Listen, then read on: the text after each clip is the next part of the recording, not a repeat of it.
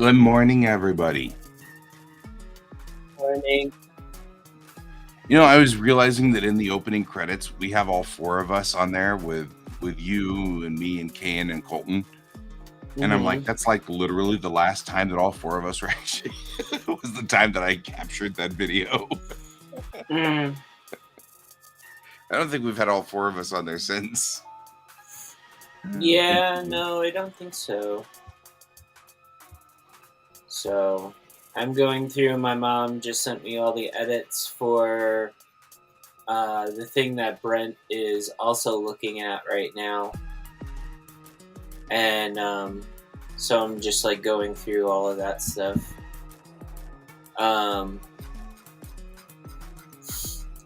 Bill was supposed to hop in. I'm not sure what's going on with that. That's right. I closed the door. I closed the door and I put my headphones on so I can't hear him. Right.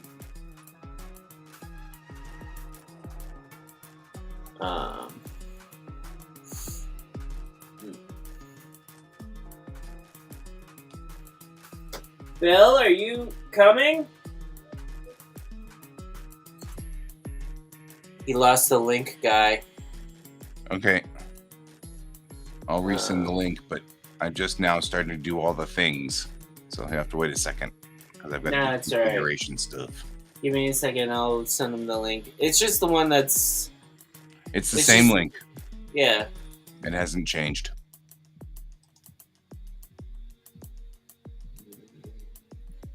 Hold on.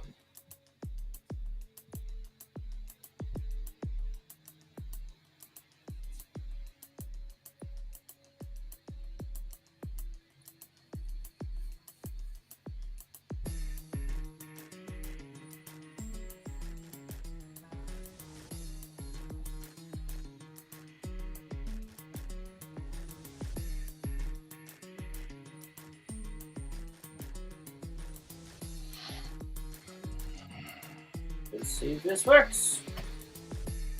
There you go. Send it to him.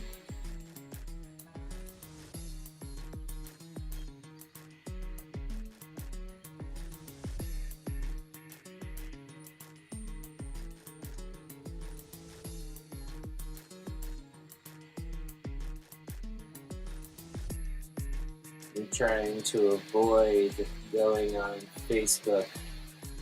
Mainly Facebook, because that's where it's at normally. I saw one post last night from someone who it was already May 1st for them, so they posted a Justin Timberlake meme. So, Okay. Oh, guy. Nice. I like it. I see what you're talking about with the horns. Yeah. So, we got more into like backstory There we go. stuff Bill's and here. everything like that. Hi, Bill. Hello. How are you doing? Doing well. Awesome.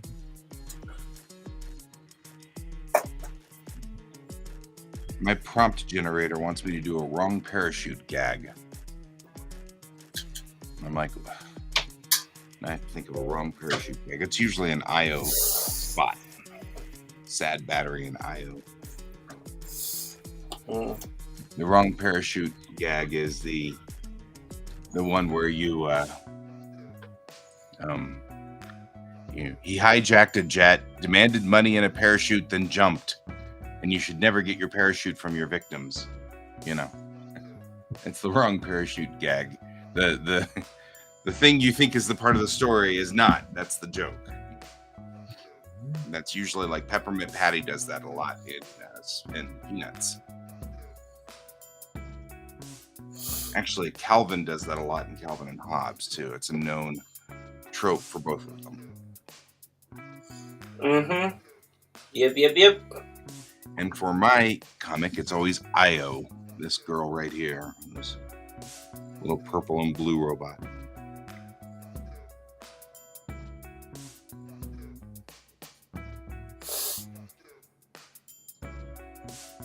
Maybe I'll make a Mayday joke. Maybe I'll make a joke with Justin Timberlake. Actually, I won't, because I actually have no idea what in the world we're talking about, but that's all right. But it was funny because it seems to antagonize that person. I have no idea what's so It's antagonizing this stupid thing they do every May, and it's based off of people who, lack of better terms, it's an in-sync song, and everyone's like, "Oh, but you were born in the '80s, raised in the '90s," and I'm like, "No, no, and no." NSYNC was like, I was not into them. I was not into the popularity of these people. And I found their songs to be quite annoying. And every May, people post this weird thing because one of NSYNC's songs where Justin Timberlake was singing in the middle of the song, apparently, and he sings, "It's Gonna Be May." Or it's I supposed to get be, it. Yeah. Yeah, and it's just no. I know the song too. Yeah. I get it because he's trying to say it's gonna be me, but he ends up saying it's gonna be May. Yeah. So I don't think I actually showed this to you. No? So this is the results of the last Watercolor Wednesday. Oh yeah. That looks nice. So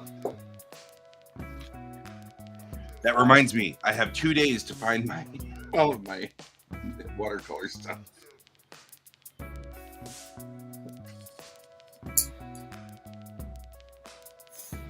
Alright. I just pulled up Frankenstein's Monster. That is the prompt for me today. Alright. Bill, what are you doing? I'm working on my family's old film reels. Yeah. I can share. Oh, you want to see something cool though, Bill? Sure. Look at that. Oh, That's cool. actually the wall that's in my story. Because all of the stars on this side are what we say is behind the wall. Mm-hmm. So this is a wall of H2 clouds or hydrogen clouds. Oh, okay. That are, for some reason, well, not for some reason, the theory that we have is that that the Pleiades cluster of stars cleared out the zone around us as it passed through and made a bubble around us. But whatever's the story, right behind Bellatrix is the end of the bubble of this open area, and it becomes this wall of hydrogen clouds. So all of the stars that are in my story are behind the wall. They're on the other side of the wall. And I haven't been able to visualize the wall until now. Now I've been able to visualize the wall, and I'm like, ooh, look, it's the wall. You can actually see how big of an impressive, imposing object it is in my comics world. The only problem is I can't get Blender to make it transparent or partially transparent. It seems to be like stuck in this oppressive, actually solidly opaque thing. I'm like, let's not do that. So I will ultimately just export this, is what I will end up doing. I'll export it to a program like Daz, which is easy to use for me instead of these guys here, which are not. But yeah, so I'm all excited about it. It's the wall. No, that's definitely not the one I want. There we go. Can you share a section of your screen? Do you have to share the whole thing? You can if you use OBS, but I don't think you're using OBS. So the answer is kind of no. You can share from an app. Yeah, I found that. So just share the app. No, I don't want to share that. I do want to share the screen because I want to be able to show the difference. Yeah, tell me when you get to the point where you're ready to share. I won't add it to the screen until you're ready to. Until you have the thing you want to share. All right, that's the thing I want to share. Okay. So this is my family's reels, but this is the overexposed one. Mm-hmm. But what's really cool, let's go back to like earlier frames. Let's see if I can find a decently focused one. So that one,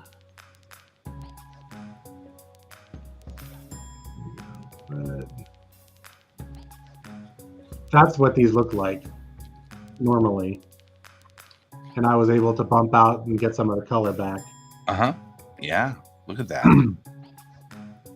So, I mean, I'm sure I'm crushing a lot of the colors, but at least you could see it.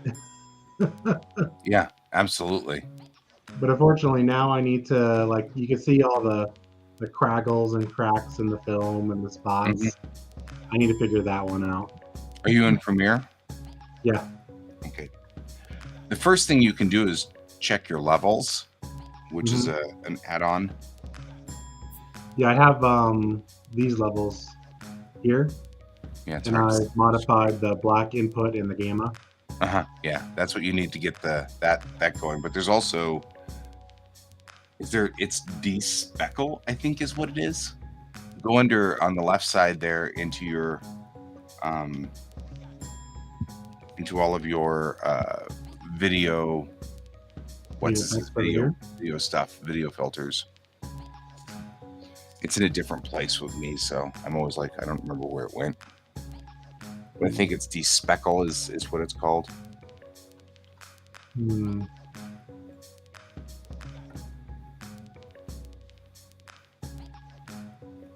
might be.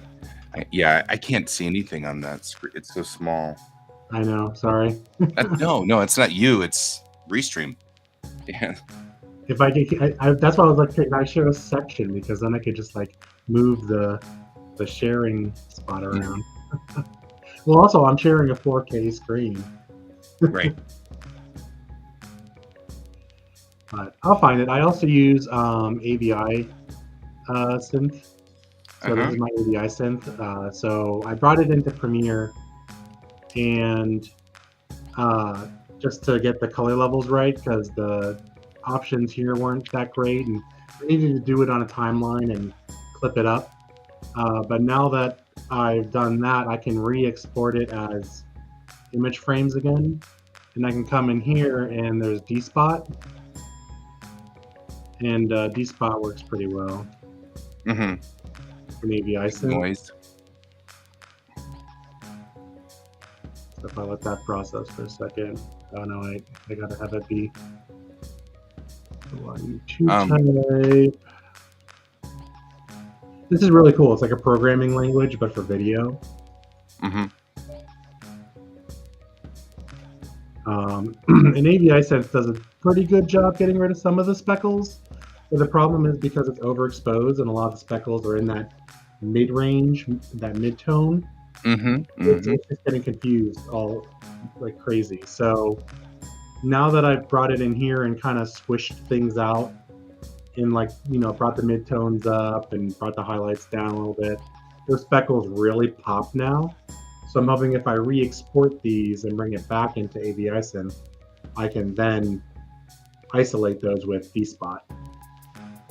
So there's a lot of cool video tools now. Yeah, I was just do we have Sharpen AI in your setup? Like the Topaz Sharpen AI? Under your filters. Do you have a new enough version that has Sharpen AI? Sharpen. I don't see it. Okay, hang on real quick. I'll go see if I can figure out where. Hi. How are you?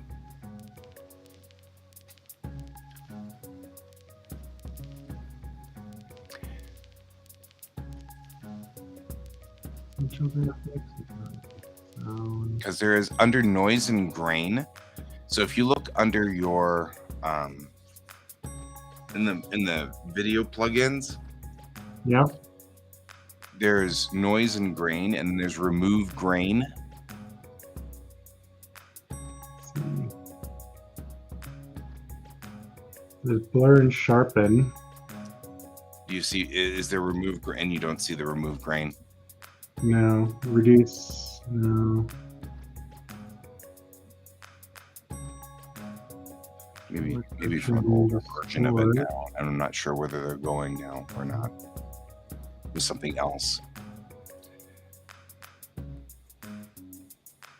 I really should just bring up my Premiere and stop searching. It's like I go searching on Google and I'm like, I know what I'm looking for, but Premiere. Oh, nice.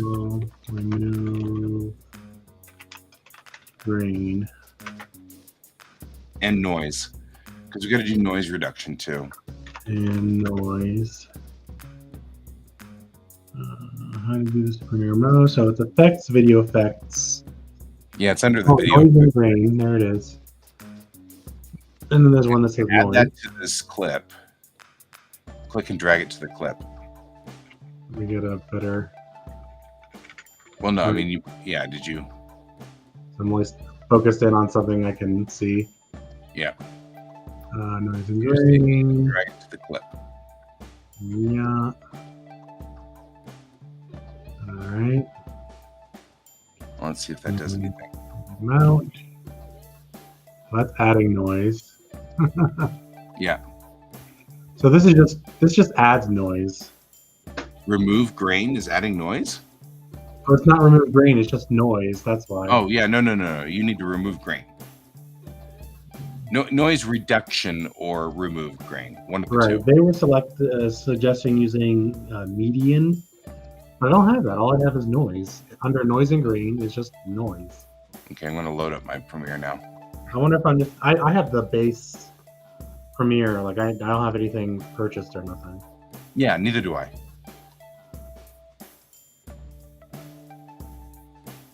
Video effects. I'm under video effects. And noise. And that's it. I'm not searching anything at the moment. Okay, I brought up mine now. So we can both take a look at it now. All right, and under effects, video effects, and sharpen. So one of the things that we've got is under, let's see here.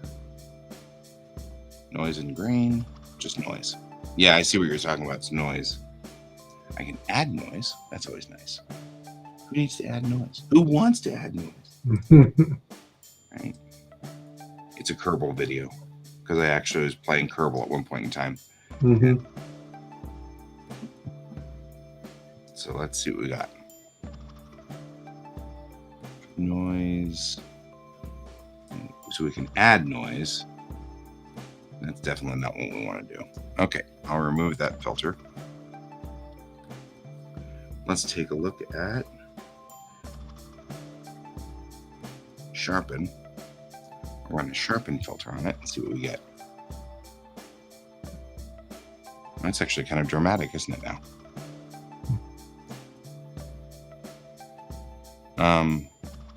So sharpen will do that a little bit. I've seen some stuff where they like play with Gaussian blur and sharpen, where first you add the Gaussian blur, Yeah, and then you add the sharpen on top of that. there are other tools than that. That cannot possibly be where we are. I don't know why all of the D sharp. Oh, I know why. It may be an obsolete.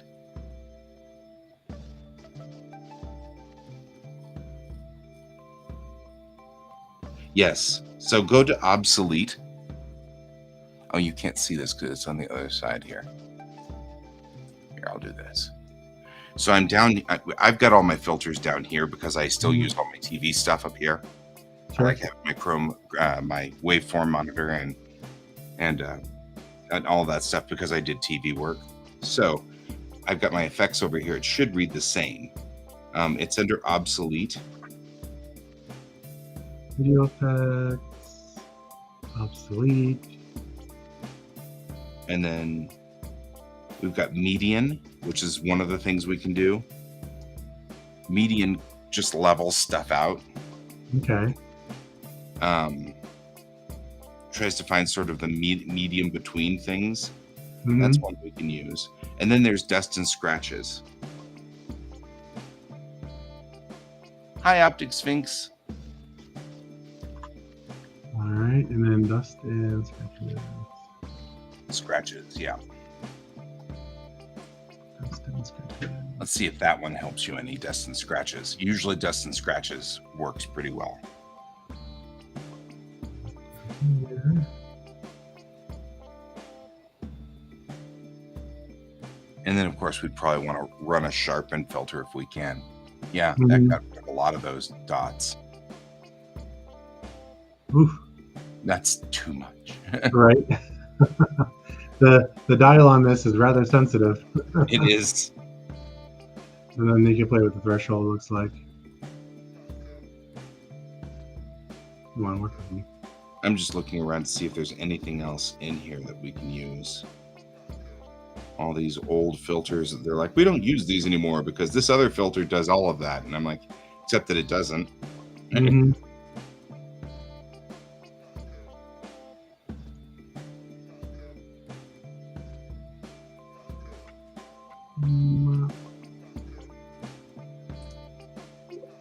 Uh-oh.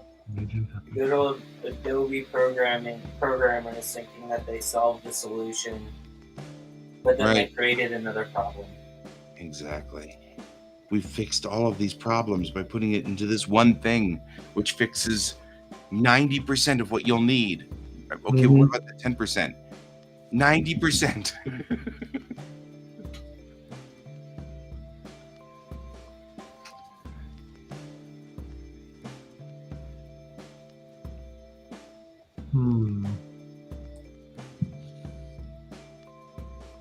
There we go. Now I got a slider.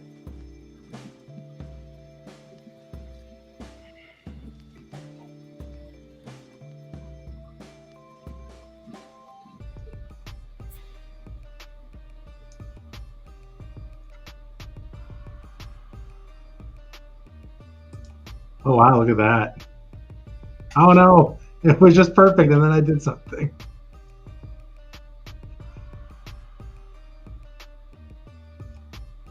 It has to process it, so give it a second. Right. And usually it doesn't process it until you let go of the mouse click. So you're using the slider and then you'll have to let go and then move the slider and then let go and then move the slider and let go. Right. What I want is like a dial so I can like just nudge it this way, nudge it that way. Mhm. I'm sure that what they really want us to use is noise in some way, and I don't know how to do the noise Right. to make it work the right way.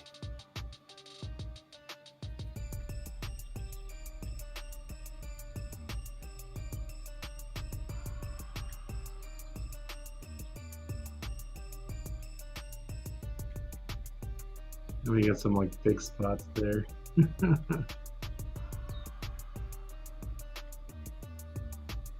Oh.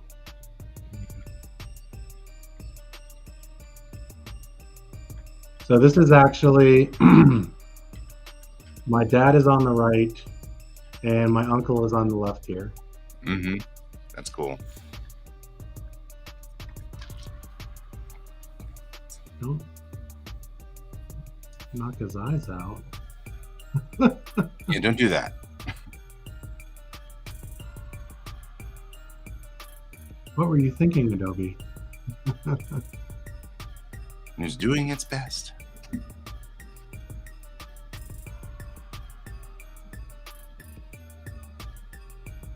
Oh, his eyes aren't really seeing all that much in there anyways. Just like an aberration of the...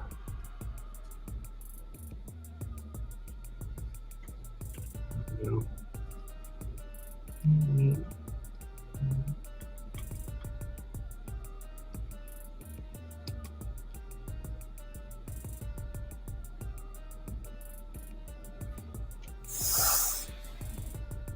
I'm in another clip now. It's pretty cool though. Yeah, that works a little bit better than.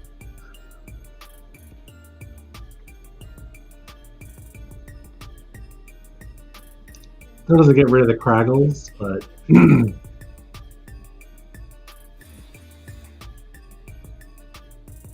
just gotta play with it. Mm-hmm. One of the things I was thinking of doing is I can crush those spots out into a mask. ABI Synth allows you to in the D spot algorithm that it has for you to provide a mask. So I can just play with the level such that like everything is whited out except for the spots, Mm-hmm. and then turn that into a mask layer, and then be like, they're right here. Right.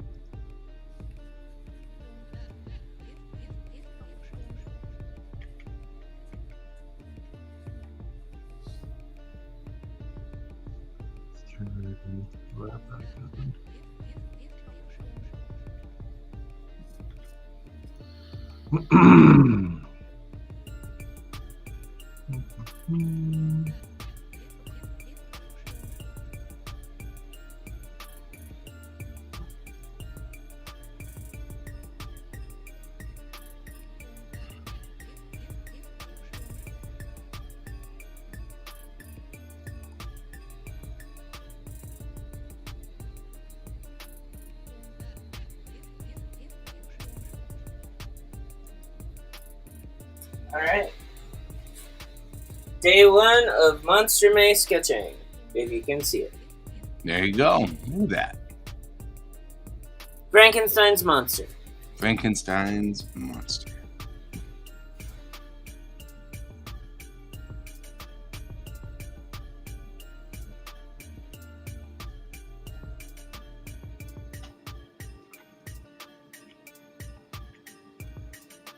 Another cool thing I can do is because I have the actual frames, is I can just open a really bad frame in Photoshop and just correct it. Mm-hmm. Be like, okay, that one's real bad. I'm just gonna go and manually fix that one.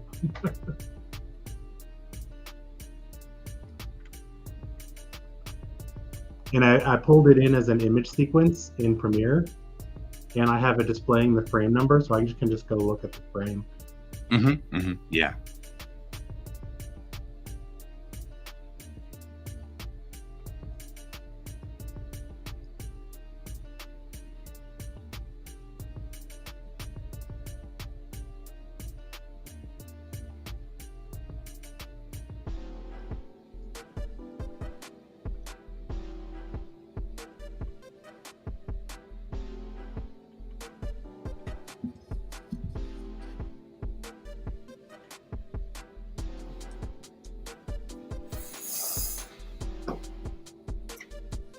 I just figured I might as well swap you and I, because that way you're next to your work as opposed to being catty corner from your work. That would seem weird.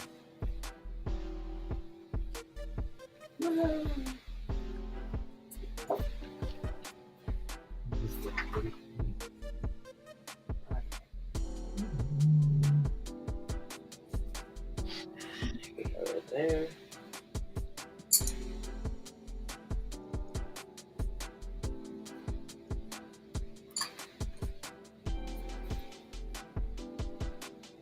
So, alright. I got paint to test out this morning, so I'm gonna do that next.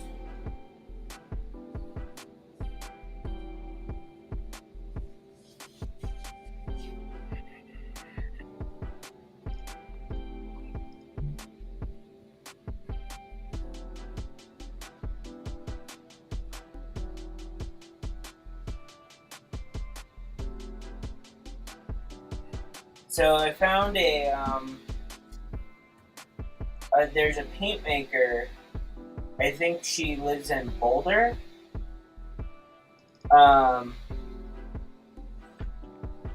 She makes watercolor pigments and paint from food waste and yard waste.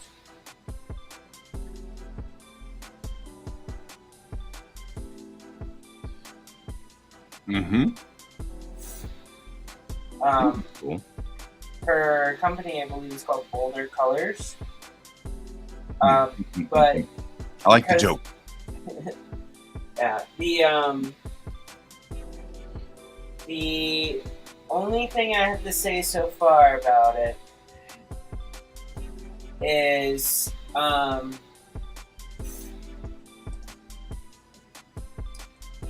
they're lake pigments. So lake pigments tend to, how should I put this? They tend to not be effective UV wise. So I'm not expecting them to be UV permanent. Cool.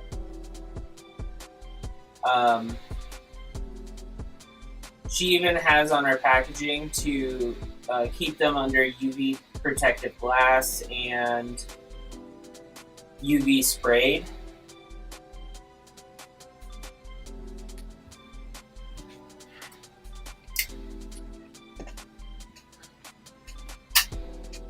So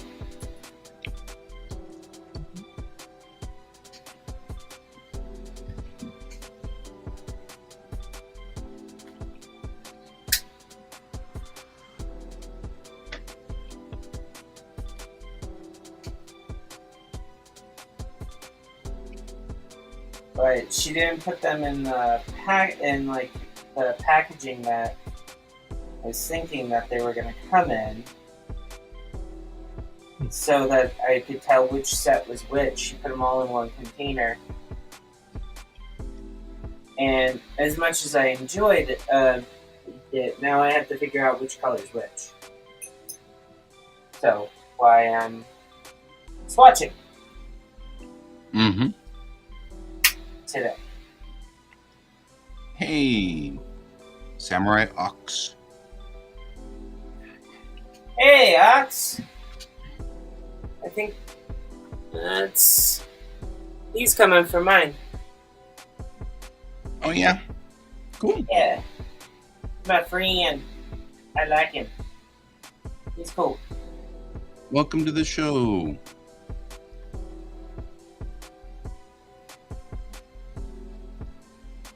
So,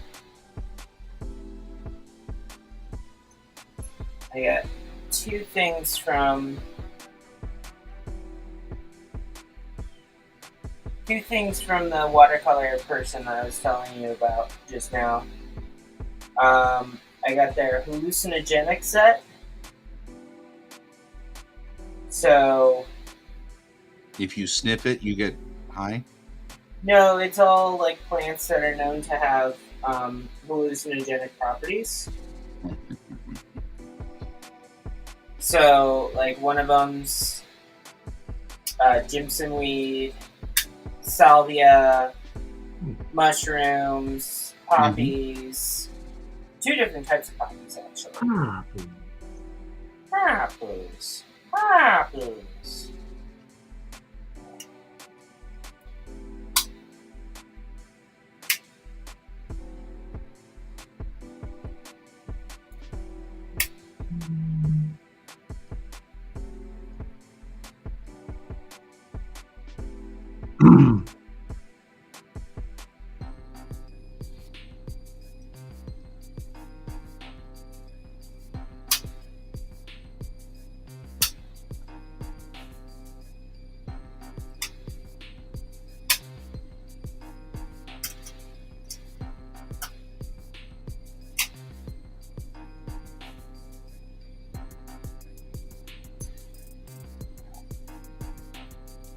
How are you this morning, Samurai Ox? Good morning.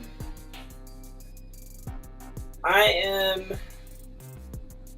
doing alright on the eve of my last night as being a 30-year-old.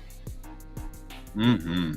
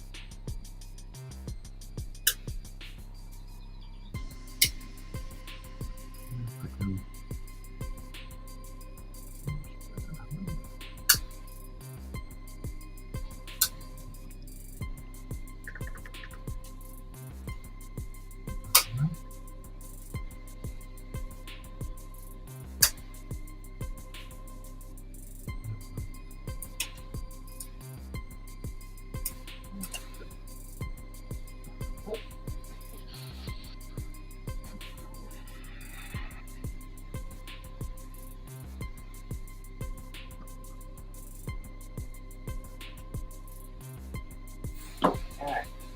I can take that down. I don't need it anymore today. Alright, cool. Alright. So,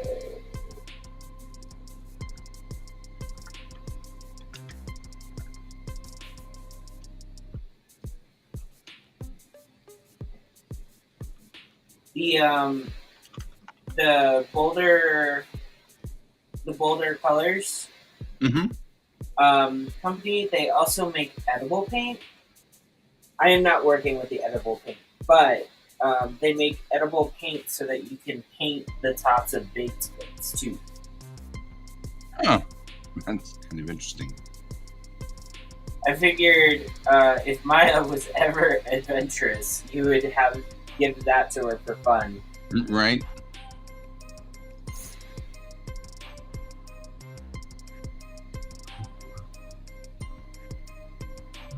But somehow she was able to make paint, blue paint, out of peach pits. Yeah. Once I get everything swatched, I'll show you. And she used choke cherry for purple. I guess that makes sense. Aren't choke cherries red though? Yeah, but it depends on whether they. I mean, sometimes when you crush them up, they turn purple. Oh, okay. I don't know. I didn't know about choke cherries until I came here, so. Right. That was the pause. That was why I was like, "Oh yeah."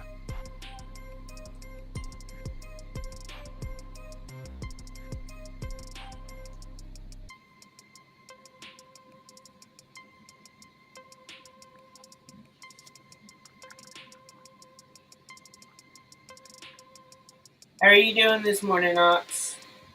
Yeah, I'm noticing interesting things looking over here in the chat room side.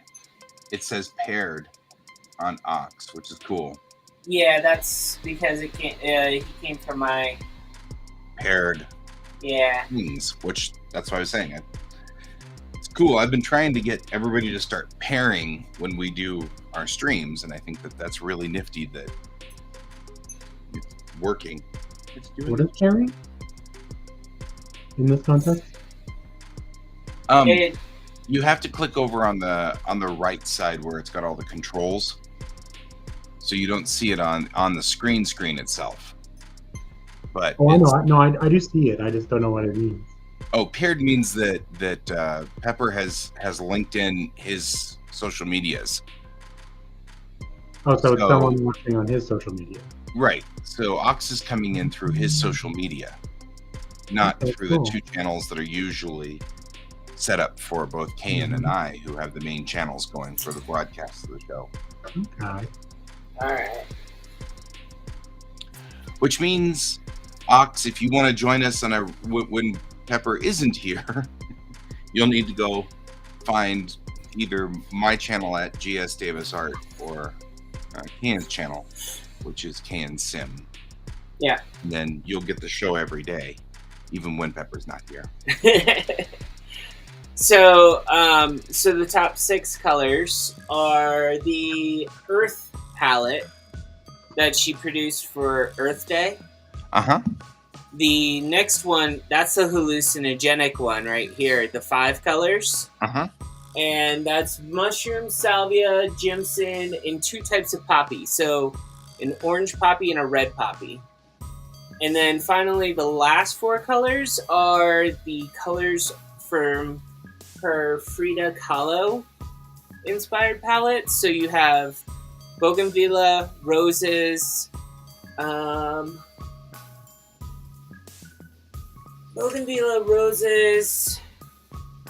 dahlia is the blue color, and marigolds. Cool. So, yeah. I just had to test it, because I don't know what I'm going to do with it yet, but they activate very well. That's for sure. I could only get the Frida Kahlo inspired one in a dot card. So, all of this. But the bougainvillea, marigold, dahlia, and rose, they're all plants that were grown here in Colorado. So, like, they're locally sourced. All of the peach pits, everything like that, I believe she got those from locally sourced places as well. And the Earth palette is avocado, so that she uses the avocado skins. Pine cone is the brown. Dandelion. Oh, the green is sand cherry. I forgot about that. And then the blue is peach pit, and the purple is choke cherry. Yeah. That's cool. Yeah. But like I said, these are all lake pigments, so they're not going to be like if you guys get these watercolors, just know that you're going to have to put a UV coating on them or put them behind glass that's been treated with UV, so that you can make sure that they don't discolor. You also don't want to put them in direct light because that also can leach out the color faster. The other thing is you want to scan any artwork with this. So this is stuff that, like, if you wanted to do it because you like the color, you want to, like, do it, scan it, archive it really quickly. Like, you don't want to... You don't want it to sit around. Yeah, you don't want it to sit around in the open for very long. That's fair. But, like, the benefits of lake pigment making is you can make colors that are basically, like, other colors that are that use, like, animal parts. I know this is going to sound, like, really weird, but, like, when you see bone black, that literally is charcoal bone. There is a type of red that is made with bugs. And if you make that one at home, that one is disgusting because it smells like dead seafood. Like really badly dead things. It's gross. It's no, I won't. Nope.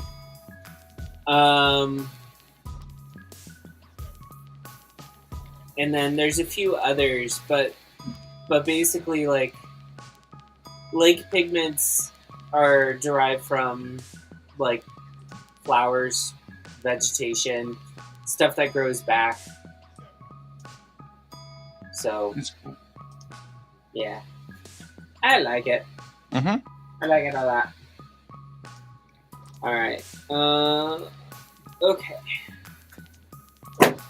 So, and I already showed you guys this wonderful pic, and you guys probably have no idea why I showed Guy this. But me and Bill were making D&D characters over the weekend, and this is my character, a sorcerer bard who is a tiefling, who is indifferent to everything and don't disrupt her type deal. Oh, she plays moody emo songs on a banjo.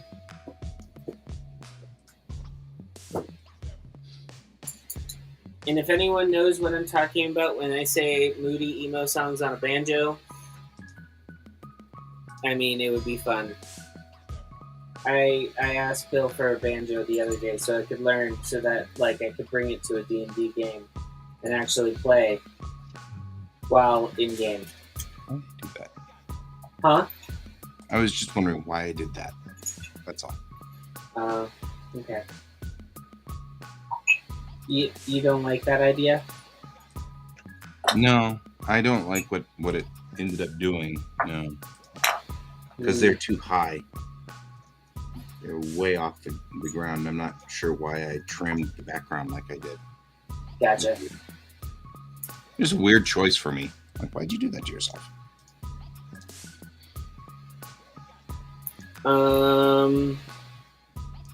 You did it because you thought it was neat. Mm-hmm. Yeah. That's exactly what I did. Clearly. Alright. So the birthday stuff is starting already. So I got $10 from IKEA to spend. Woohoo! $10 off on a $100 item that I have to assemble myself. Right.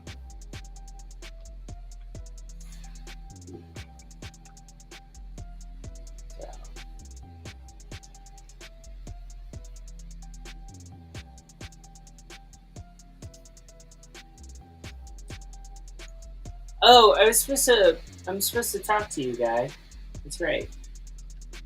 Mm-hmm. Free comic book day. Yeah. That's what I'm supposed to talk to you about. Apparently you had gotten back to No, what is one? You had gotten back to Todd later than everyone else, after Todd had already sent the email. And he was wondering, did you want to partner or table with me, or? Oh, sure. Absolutely. That'd be fine. Well, I wasn't sure if you wanted to actually do that, or if you had made other plans. Nope. I hadn't made any other plans. Yeah, he wrote to me and I was working that day, so I can't. So that when I work with my students, they have to put their phones away.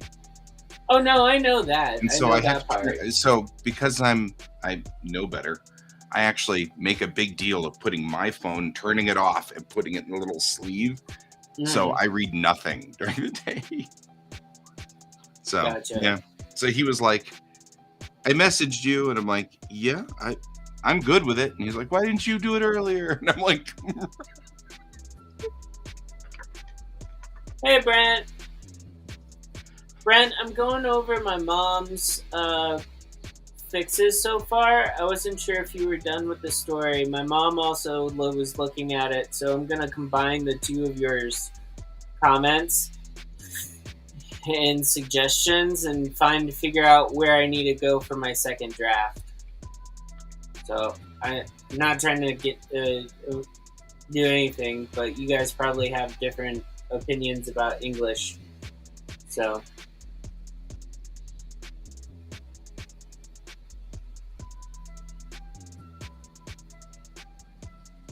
okay, cool.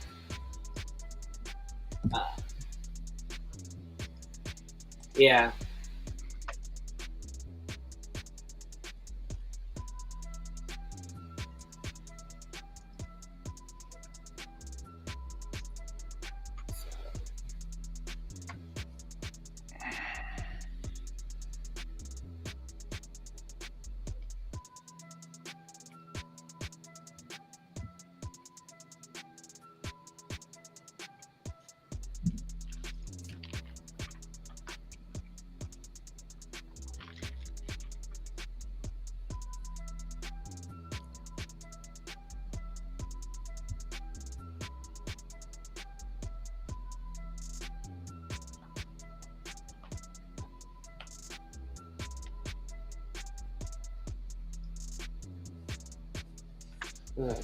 Also, Brent, please make sure that you leave me comments to explain things in the comment section because I read those. That's way too much information to go over during the show. Okay. Alrighty. Oh, sweet.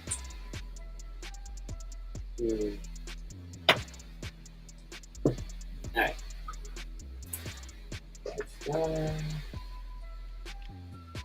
Swatch. Now I just need to figure out what I'm going to use this with. Hey, Brent.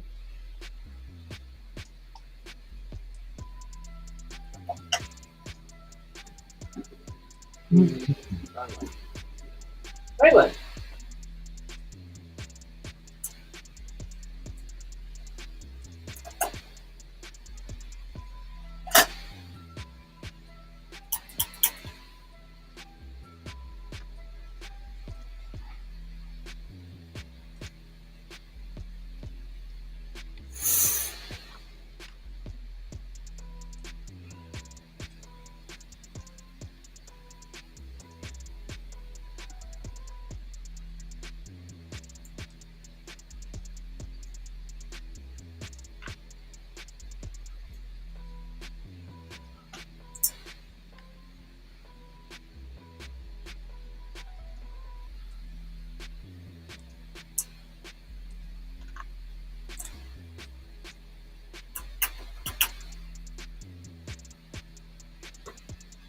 Uh-oh, we're having connection issues again.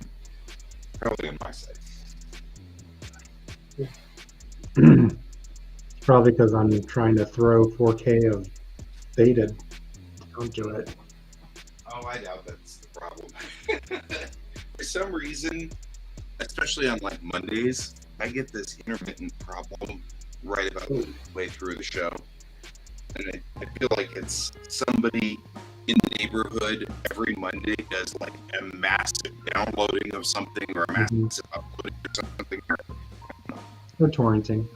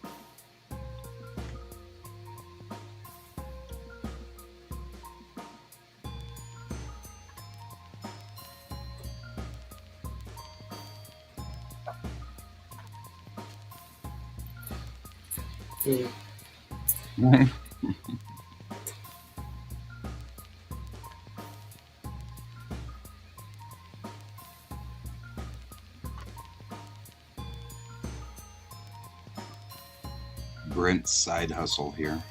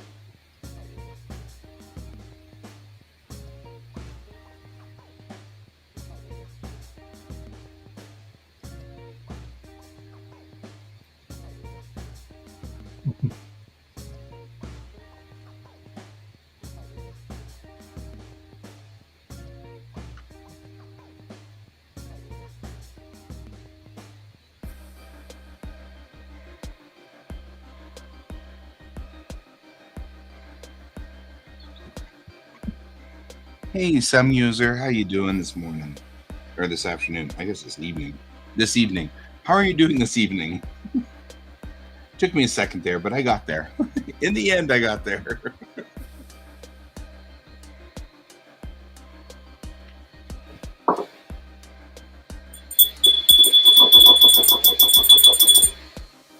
Dinner time. Still dinner time. Yep.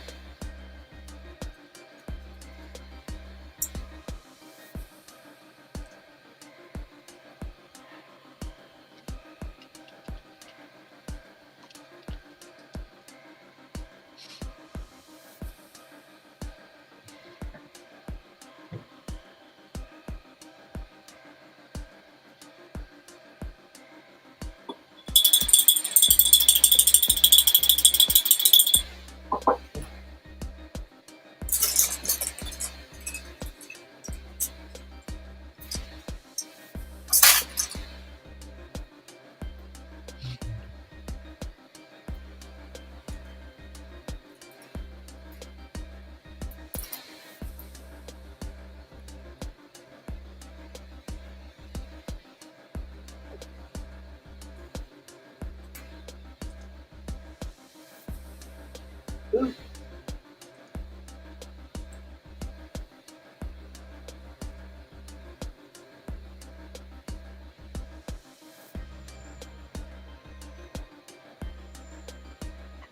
The washing machine. Yeah, that's a thing.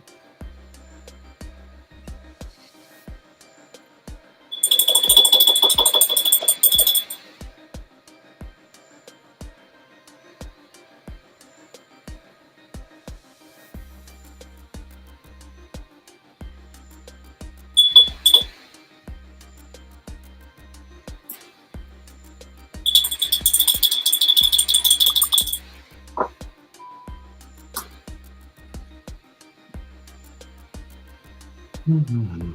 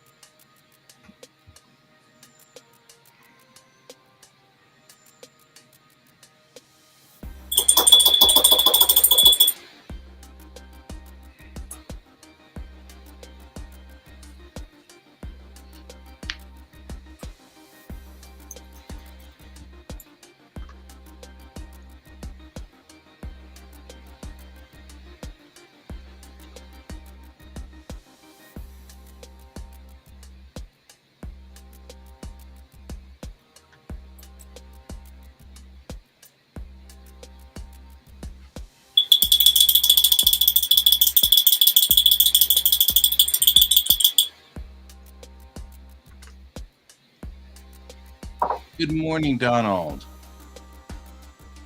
Oh, yeah.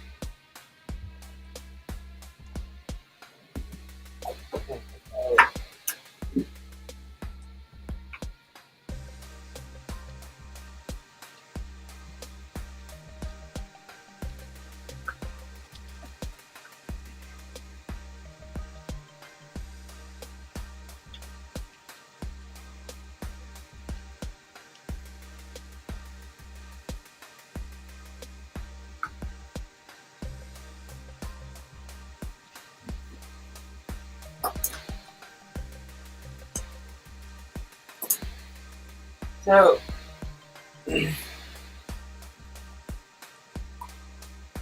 don't know if you'd be down for doing this, guy, but I have had an idea in my head, and I wasn't sure if you would want to do it or not.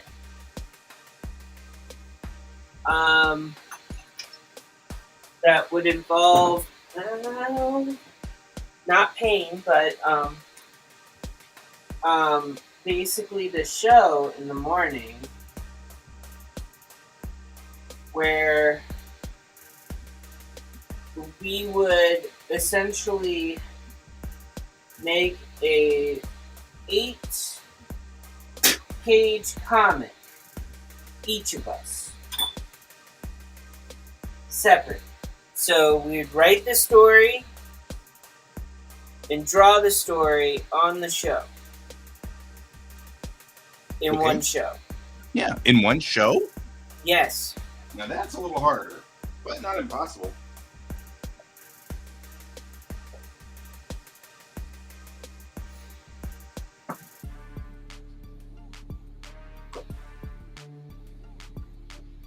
But I wasn't sure if you'd be up for it. Not sure I could do 8 pages in one 2-hour block, but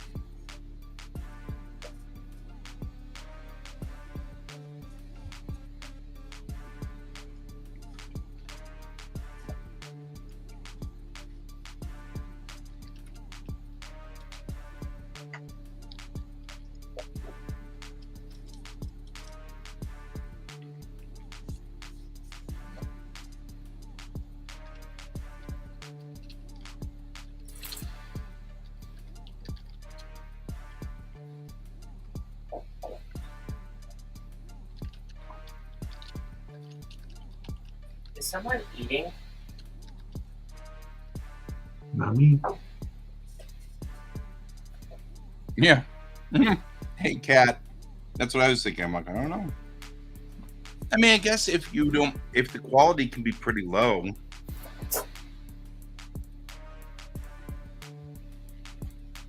I will be back. Okay.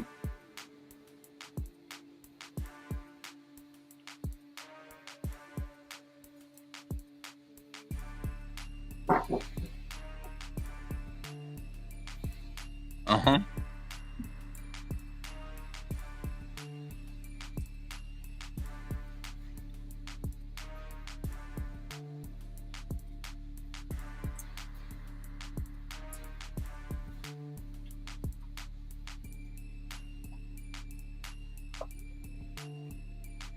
I've literally made it a wrong parachute joke. That makes it funnier.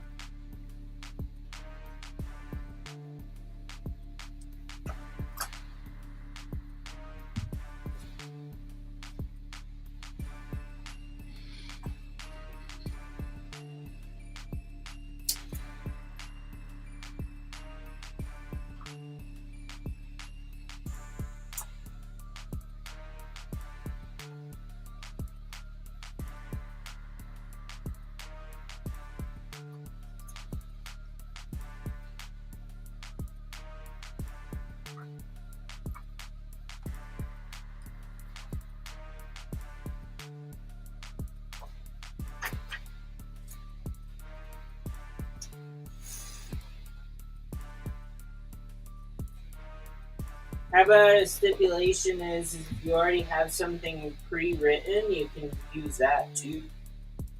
Mm-hmm.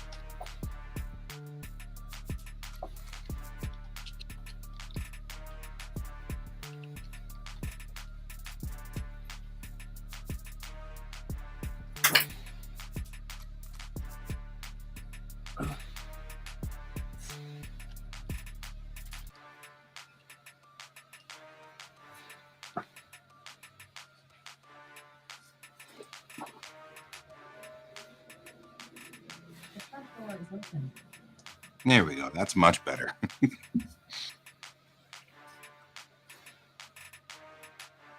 Your front door open. Mm-hmm. There we go. Io is doing her Io thing that she does. And she says, "Did you know I used to skydive, sad battery?" And she says, "Sadly, we had to end it after a series of unfortunate accidents." Then, who knew you needed an atmosphere in order for parachutes to work? There you go. I made a literal wrong parachute joke. Go me.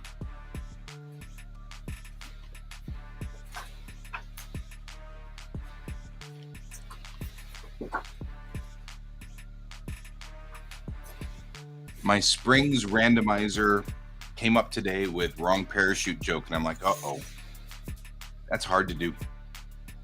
The wrong parachute joke is a trope used in cartoons where the person, you're trying to get off the airplane and you have to jump for your life, and somebody gives you the parachute and you pull the ripcord on the parachute and like tires come out and sinks come out and like everything that's not a parachute, And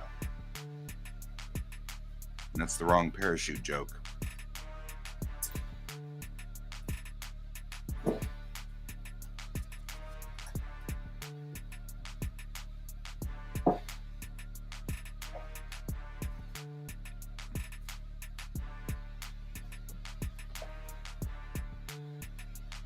All right, we've done this and done. And even without a joke, I started drawing today and I didn't have the gag. I was just like, I don't know what I'm gonna do, and I'll just keep drawing these pictures until I come up with an idea.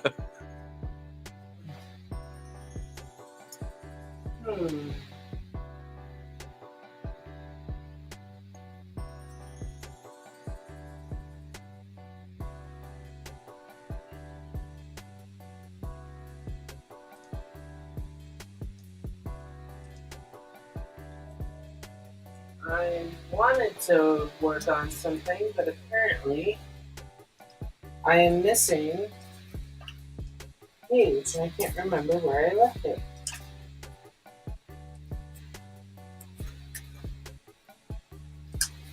The page is for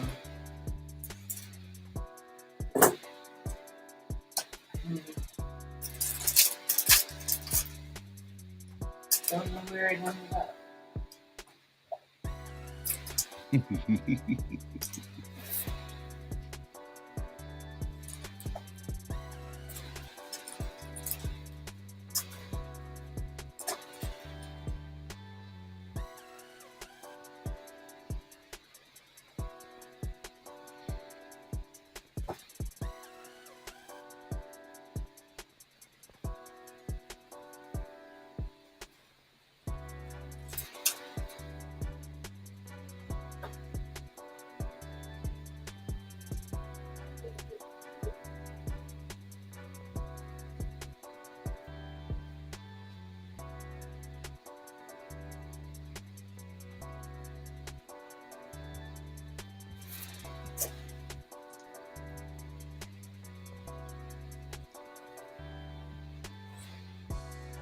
Oh, Donald's giving you ideas, in theory.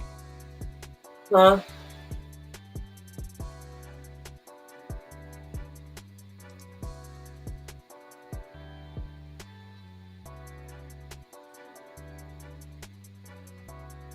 Oh. No, it's the Captain Space Duck story, so I kind of need I need to find it. Yeah.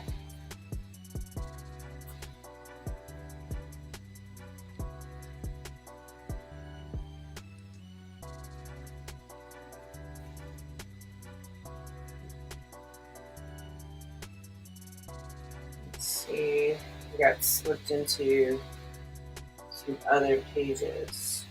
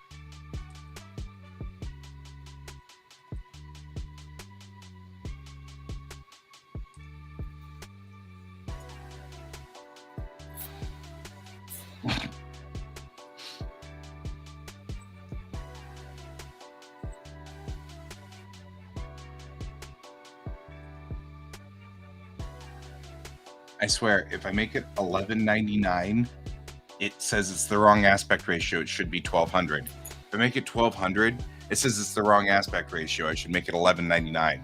It's so weird. It's like never works.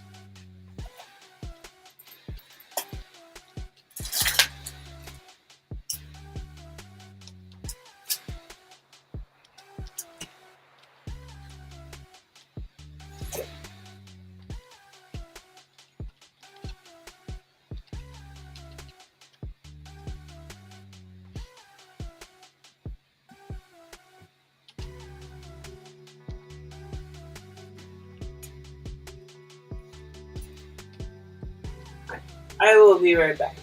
All right.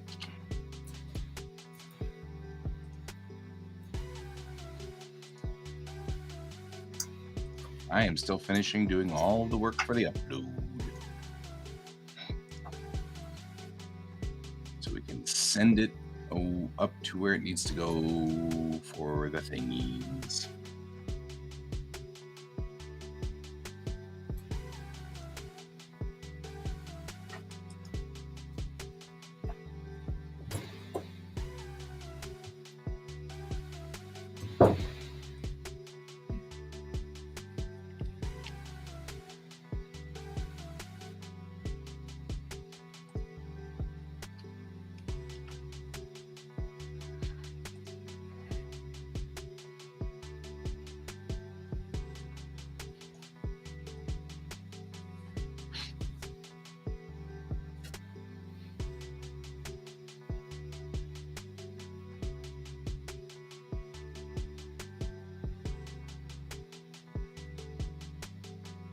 Huh. No.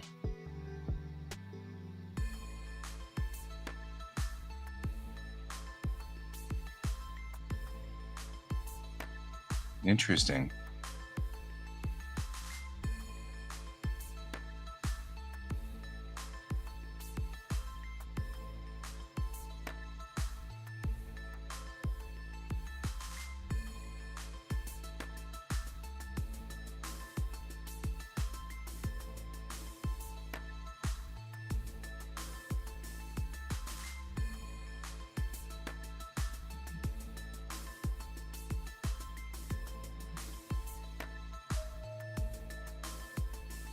The door is open.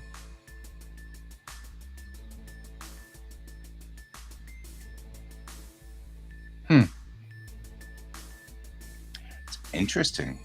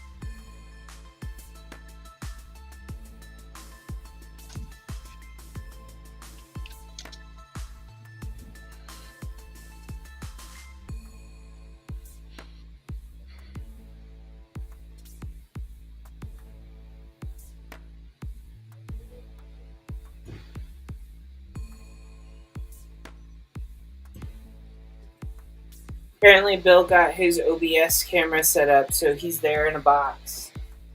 The front door is open.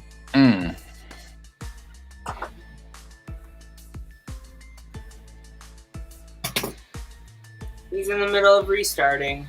I cannot You need hear. my star maps.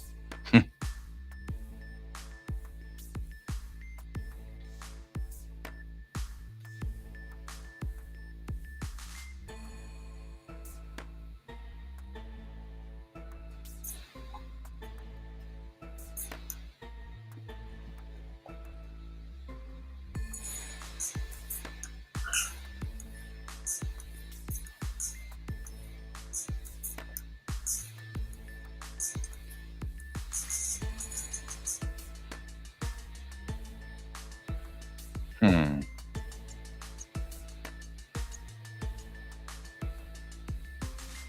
Woo!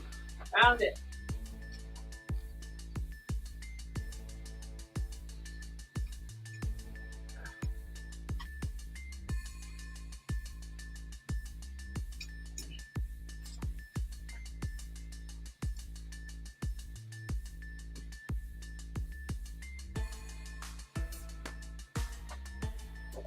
I found.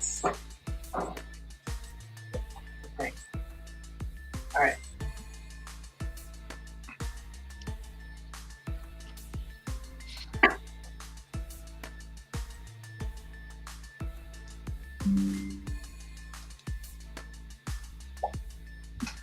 The snipping tool likes to get just a little bit further up every time. It's a bit snippy. Yeah, makes me kind of grumpy.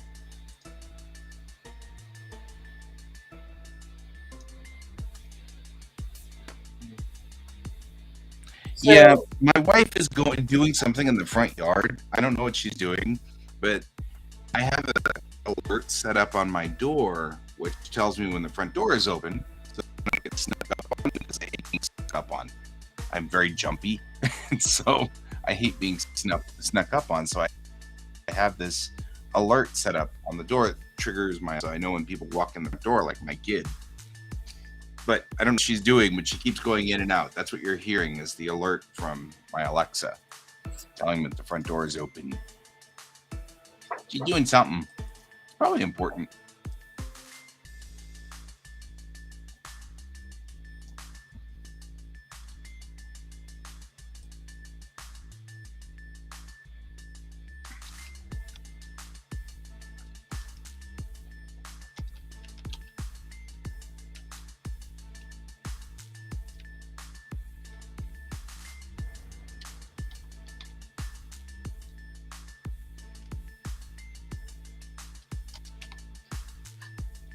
There we go. Why can't I?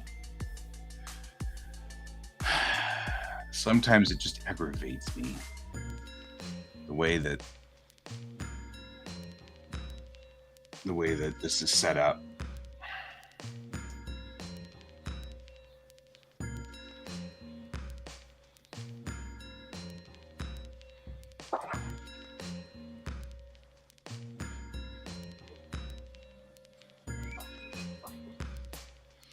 Didn't want to talk to you anyway.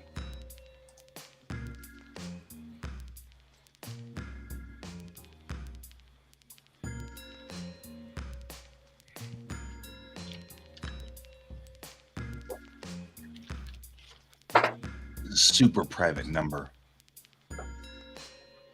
super private number. Yeah. My phone just rang, like a partial ring, and then they hung up. So I was like, oh. Well, clearly they don't like you. Right? That's what I was thinking too. It was like, well, they didn't like me or something.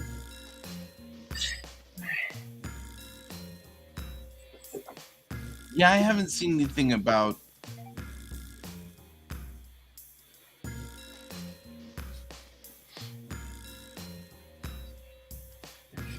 Oh, hey Brent, check out this star map. Look at that. It has the wall in it. You can actually see the wall now.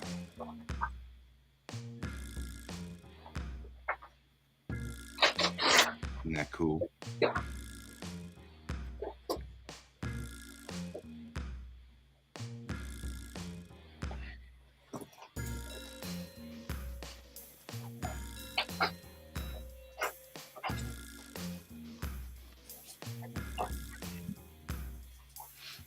Yeah, I'm not seeing anything about Navy heading to Spain either. I know that Spain's been having some trouble, but not enough to have the Marines pull them out yet.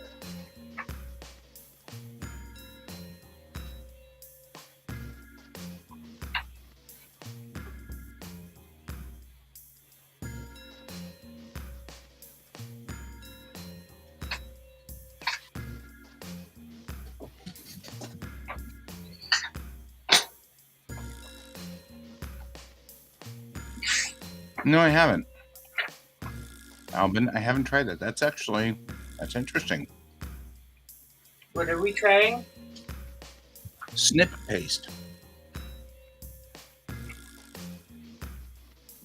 You're being censored?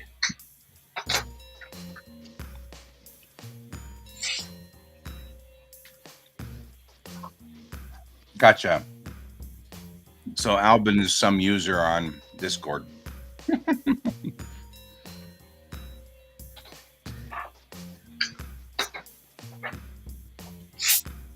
I'll get that. I'll take a look at that. Good heavens. What are you writing at? I mean, I'm like looking at your Discord post and looking at it and looking at it. I can't see anything that YouTube would have a problem with.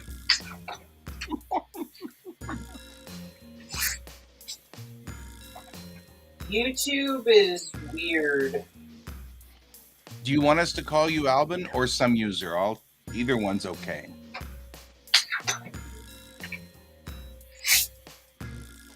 Bill is back. Whoa!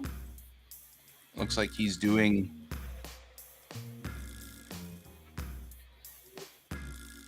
I don't. Maybe. I don't know. That was so weird. Now are you able to hear me? Mm-hmm. We can hear you now. Yay! Look, I'm a professional. Right? That's fair. We will keep your name as it is then. I'll keep calling you some user. You're just some user. You're totally anonymous. Bill is Googling how to be an IT tech. For how to be a streamer.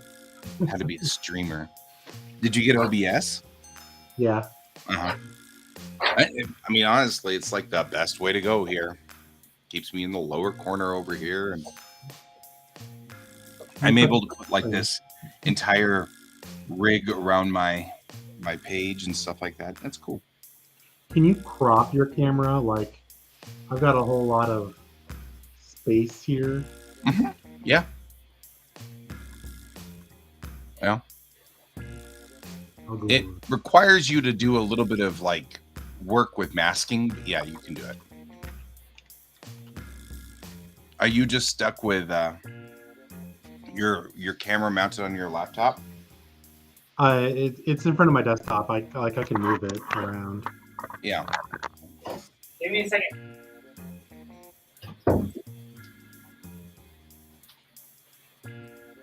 I have no idea where it's going.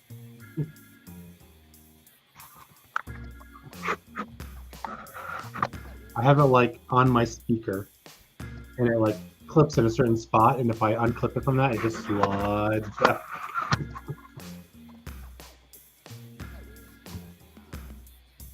I need better equipment. See, this is the problem. Cat says Alt crops the window. So just press Alt and then grab one of the handles on your picture. Ooh. How about that? Look at Cat. Doing all the things. Thanks, Thank Cat. you.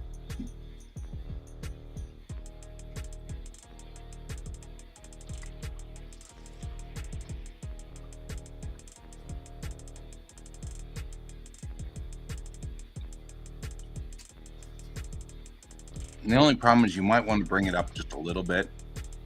Yeah, I need to Because like, not the camera. I mean, actual your picture. Because you just stuck it underneath your name. Oh, I see. Yeah. Or I can go all the way to the other side. Mm-hmm. Mm-hmm. There we go. Your name is over you. Do what? I said your name is over you too. It is, but not as. I mean, I'm just well, and I wonder if you can. Oh, you can. Once you've done that, you can resize the image. That's true. I could be back on the other side and just less crop. Come down, and come up.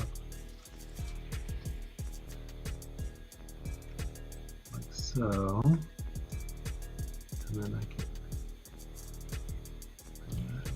Glory to you. And your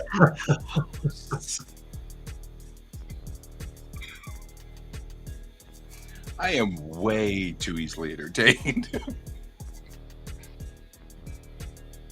Cat has given me uncontrollable power now.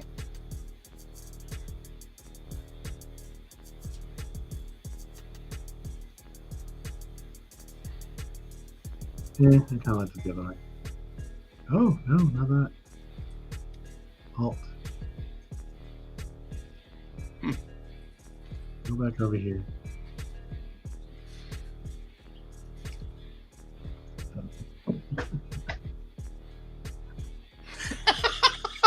It's the cosmic horror.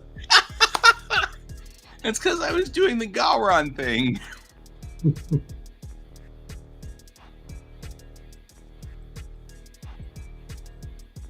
Yeah. Yeah. That's fair. I totally lost track of what I was doing now. Did you figure out on how to do anything with that database I made for you? The database was perfect, except that the data that was from there was heliocentric, not galactocentric. Okay. So it rendered out the data tilted 60 degrees up, like our solar system is. Mm-hmm. So our solar system is at 60 degrees from the galactic plane, and I needed X to be flat. And so there's a mathematical thing called an what is it called? Affine, AFFINE transformation, Mm-hmm. where you can take the X, Y, and Z coordinates and translate it to rotate something. And the math was just far, far, far beyond my brain. Mm.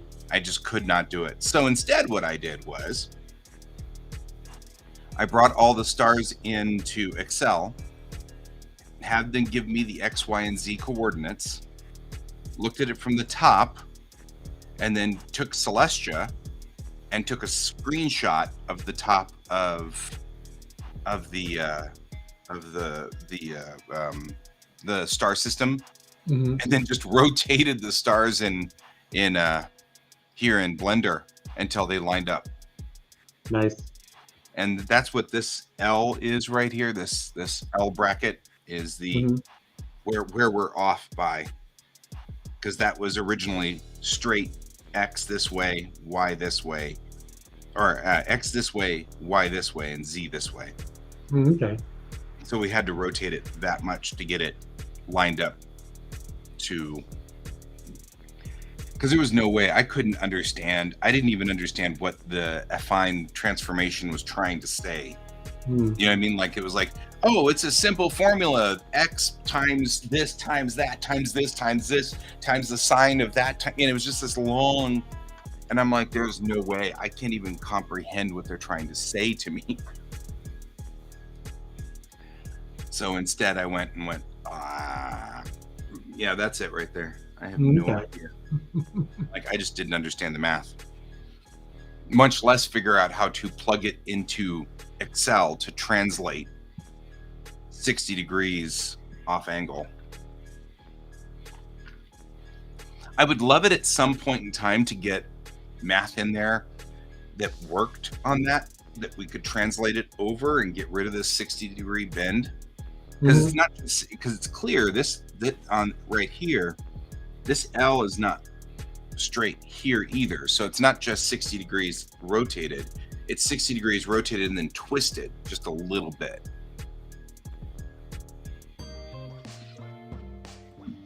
But at the moment, this is now correct for these stars. It's just not, I'm going to have to do the same thing with all the other stars.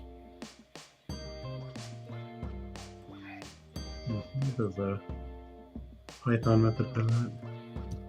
Yeah, I mean, if you can figure out a way to code that in, that'd be awesome. Mm. And I can give you like a couple of stars and their XYZ coordinates where they should be, so you can test it to see if they came out right. Now, does that include spatial drift for the time frame that you want in the future? No, So, like the data set you yes, I had me think done. everything is fine as far as the it's still set. I mean, it's set because the difference between stellar wise, drop out again. Mhm. I'm hoping that OBS made what I'm transmitting a whole lot easier to deal with. Right.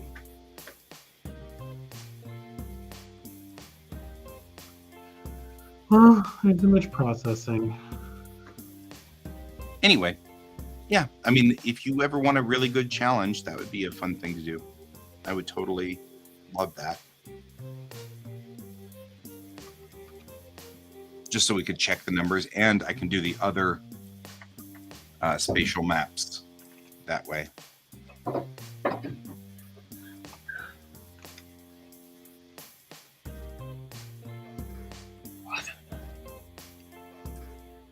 So the problem with transformation in degrees is there has to be a center point, right? Mm-hmm. So you create the three-dimensional world, you create the sphere. There's the center of the sphere somewhere in our galaxy. Oh, hold on, Orkin's calling me. Hold on.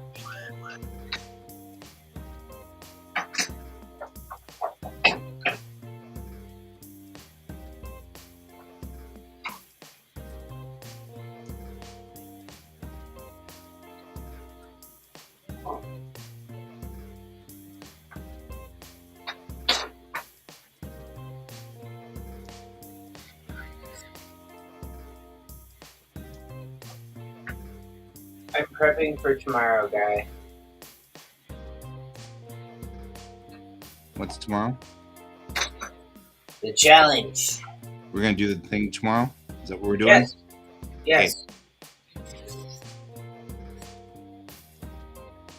If we fail, we fail. If we don't, we go out in glory. Glory to you and your house.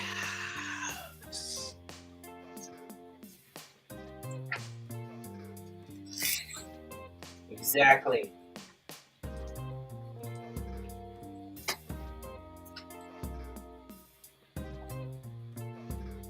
Oh. Yeah.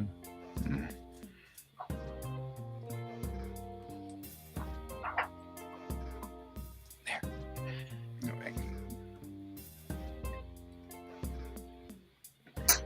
I don't know. It's a pepper challenge Tuesday is what I think is going on. No, so basically what I proposed is me and Guy, we write a script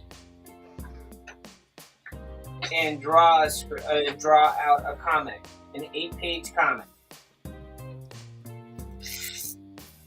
Tomorrow, within the show. Within Our the Orkin confines of the services show. here, so. Yeah, I was gonna say this is gonna be fun.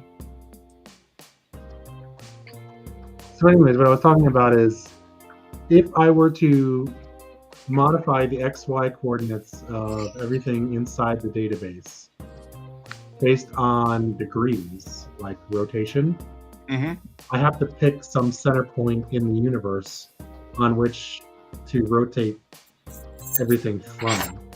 Right. No, Ken, it's only 8 pages, and it's in the amount of the show time. So 2 hours. We gotta do 4 pages an hour. Ooh, One that's page every 15 minutes. I mean, if you were doing things in like your comic strip Yeah. method, maybe you could pop them out that fast. I don't think Pepper could do that. I don't see you doing that. Just remember, you're give it the married old- to me, We'll give it the old college try. I'm willing to give it a shot. You're too meticulous. Like you need it to be perfect when you do things. I love you. Yeah. You keep saying that, but just remember, you're in the same house as I am. I just call it as I see it. Right? With compassion and love. Right. Compassion and love.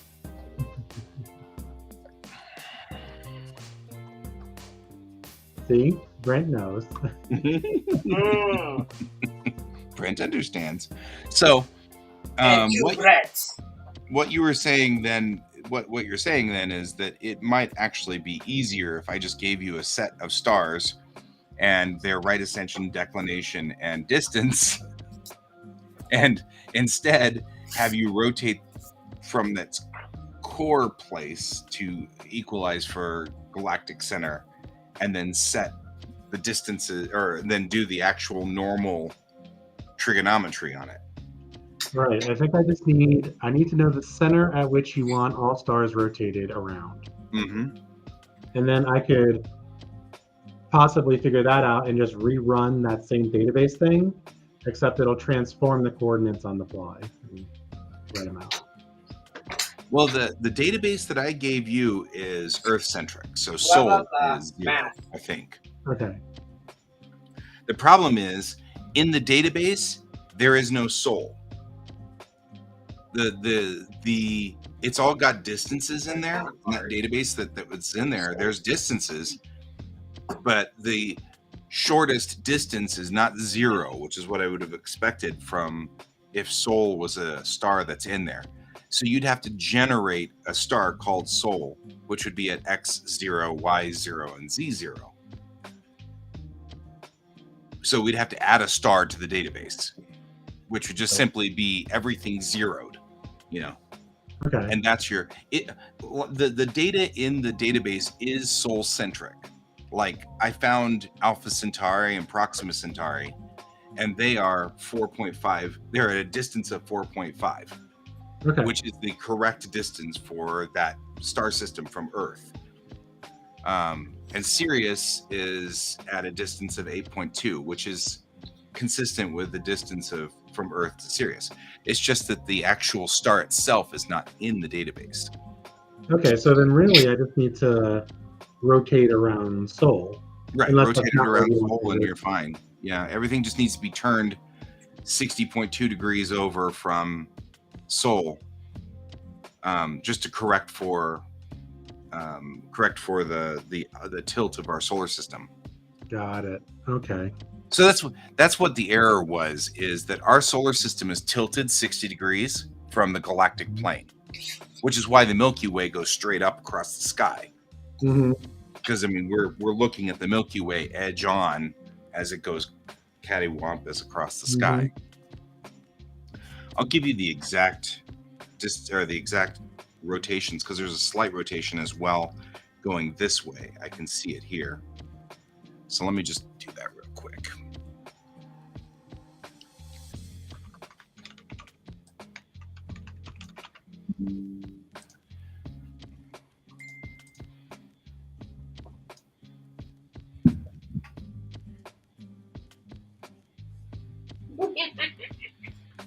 Slightly cheating.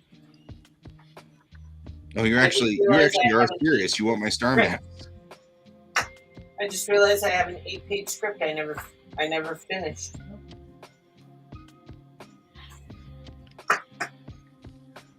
Woohoo!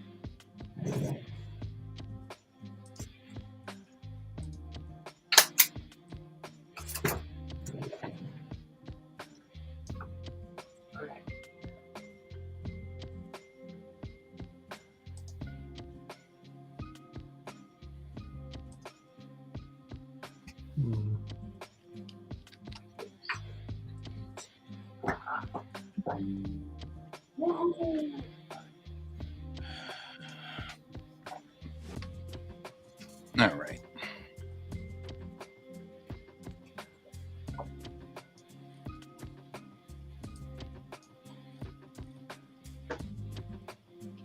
You know what's weird is looking at the screen, it looks like my monitor's, the image is inverted. But is it inverted to you? Nope. No? Oh, maybe. I don't know. Let me take a look. Is the white patch where my image is on the left side or the right side to you? It's on the right side. It's on the right side, so then everything is inverted. That's weird. In 10 minutes or so, 12 minutes or something, 15 minutes or so. OBS doesn't show that. Yes. Hmm. Yeah, it may be inverted. Yeah, let me zoom in on some text and then you'll know for sure. Yeah, it's inverted. It's reversed. That's actually really simple. You can just do the same thing you just did with the camera and just bring the right side past the left side. Yeah, I was going to say, Kayan would have an edge in this contest.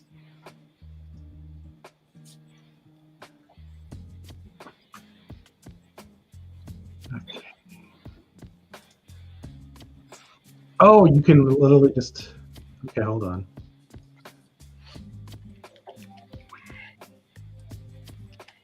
How about that?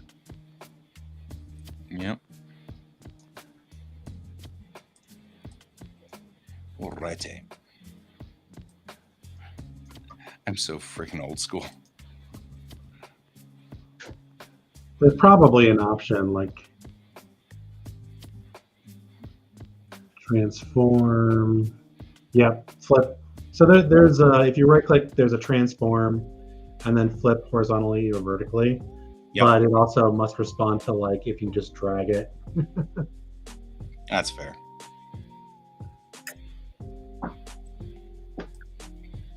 Right.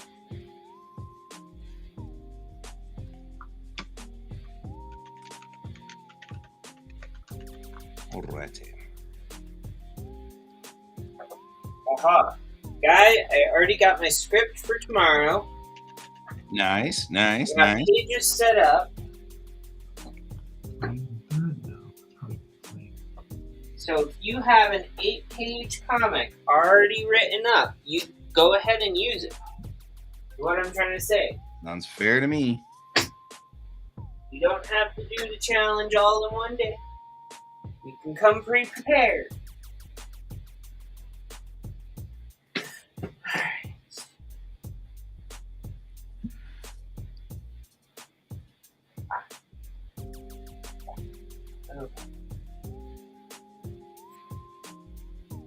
And I'm going to be adding...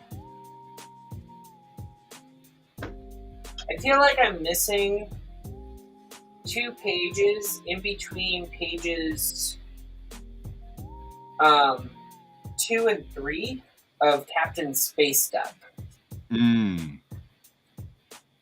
Like, I have them on board, something goes wrong, and then all of a sudden on page 3, it seems like they're flying towards an enemy ship. Right. And then they're in front of it. Donald, that's awesome. Donald writes, Can would add another 4 pages in boredom waiting for you guys to finish. Yeah. You're not wrong. You're not wrong. I mean, I'm not trying to say you're not, but oh man, that's brutal. Oh, that was good. That's good. Okay, so there's a 6-degree tilt. And I'm just trying to figure out which one of these went 6 degrees on me.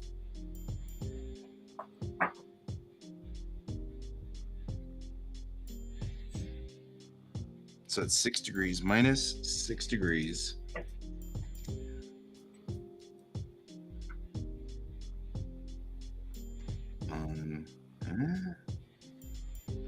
they're doing math. Yeah, and it's hurting my brain. Can we use stick figures? That actually, I'm not kidding. I actually legitimately was thinking maybe I'll do stick figures. I think there's a guy that does that. I'm pretty sure we bumped into him at some con.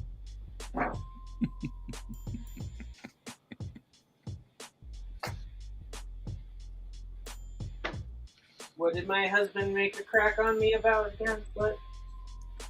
Well, I don't know if he's making a crack on you or if he's just.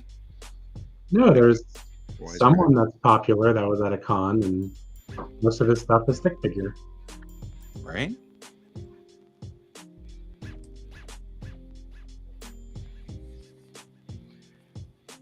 It is off by a whole lot, isn't it? Oh, man.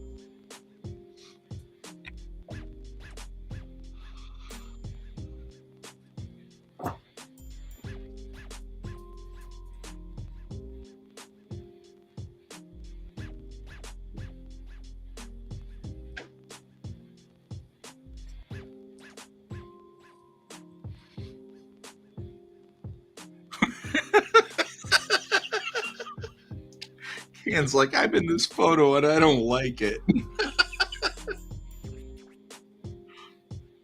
Oh, man.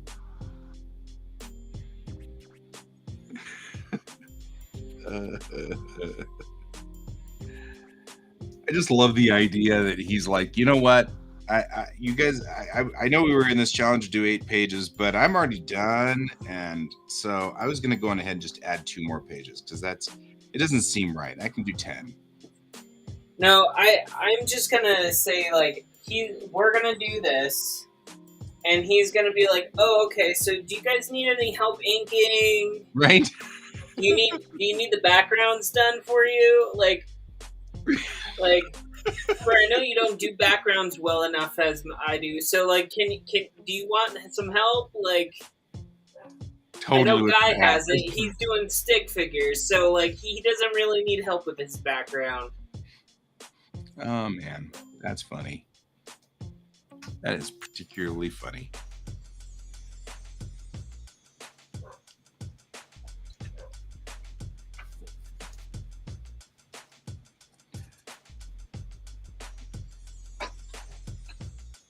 We say this with a whole lot of love, Kay, and I hope you understand. All right.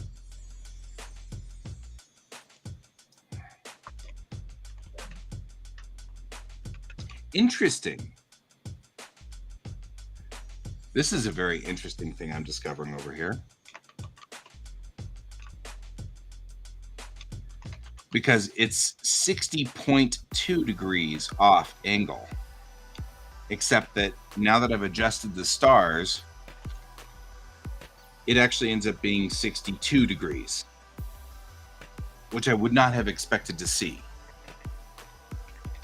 Which makes me wonder if that's an error or something. Would not have expected that. Let's see what ChatGPT says. I mean, like, I have visually aligned all of those stars by rotating them and moving them to the correct position. Mm-hmm. I would have expected that the rotation would have been 60 degrees off angle, 60.2. So really close to where the galactic tilt is. I mean, I guess maybe it would be fine if we just rotated it 60.2 degrees, and maybe I'm just off by 2 degrees eyeballing it, which is entirely plausible. But yeah, that's a curious, or maybe it has something to do with the way that it's rotated towards the X. Because it's minus 6 degrees down Z angle. So, like, it's down Z minus 6 degrees, and then X plus 62 degrees is what it's looking like.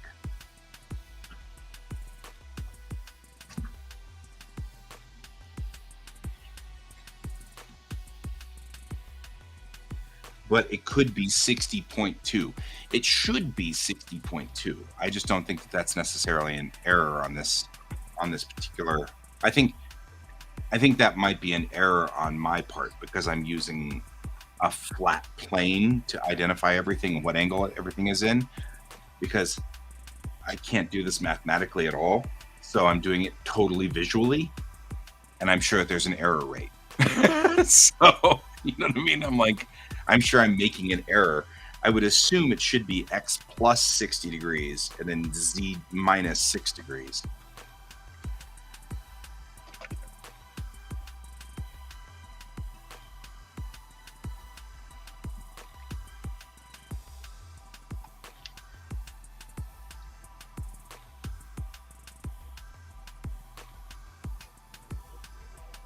Voluptuous stick figures.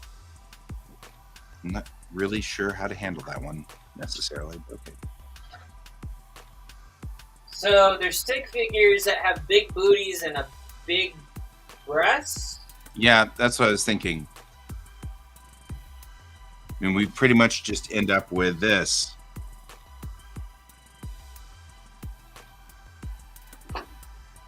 What the hell is coming out of the leg? Right? A booty. I don't know. Let's hope it's booty, not something else. Not For a poofy? second, it looked like an eggplant. Well, maybe she's giving birth to an eggplant. Or the coconuts. We don't judge. We don't judge.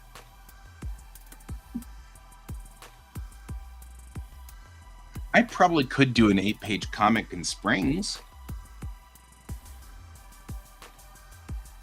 I mean, I think Bill's right. If I did it with Springs, it'd be fine. I'm having a problem with my brush doing the thing again. Did what with Springs? Like do the 8-page comic with Springs. Do it in that style, yeah. Yeah, I mean, I could probably do an 8-page comic with the Springs characters.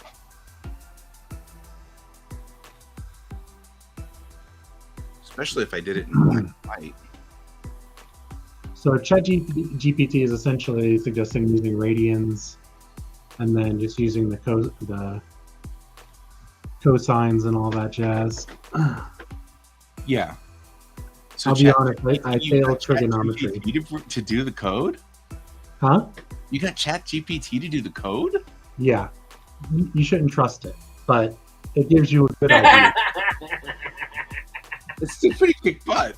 I mean, I'm not sure how to handle that, but I love it already. I just want to point out, he goes, you shouldn't trust it. And then continues. It gives you like a really good framework to like go, yeah, that's what I was thinking, and then follow it and figure out where it went wrong and fix that bit. Right. Right. It definitely needs that human eye. Still, it does some fun things where it doesn't understand the concept of versioning. So where like there's Python version 2 and Python version 3, well, it doesn't get that. So it just sees a whole bunch of code out on the internet, and it just starts mashing pieces together, going, yeah, this should work. Right, and you end up with code that's all like version 1 and version 2 in the middle of this line, and version 3 here. And those things don't work together. So you have to figure, okay, so it wanted to do this. I just need to figure out on how to do that in version 3, and then you can Google that.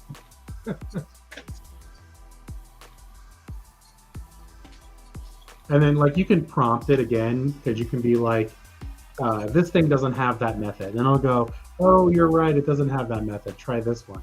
And sometimes it gets that way. But yeah. I just think that it's awesome that you can make that work. Yeah, I mean, I've had some times where I've literally just set it, copied it, and pasted it in it, and it has worked. Like sometimes it does get it pretty straight on. That's wild. What was that new thing that's out? Microsoft may have come out with it, and I think it's attached to GitHub. It's like a new version of their Copilot, but I think they gave it a different name. But now it integrates with VS Code, so you can literally just like start like describing what you want in your comment, like this function does these things, and it'll just write it for you. I haven't tried it yet. I should probably give you some targets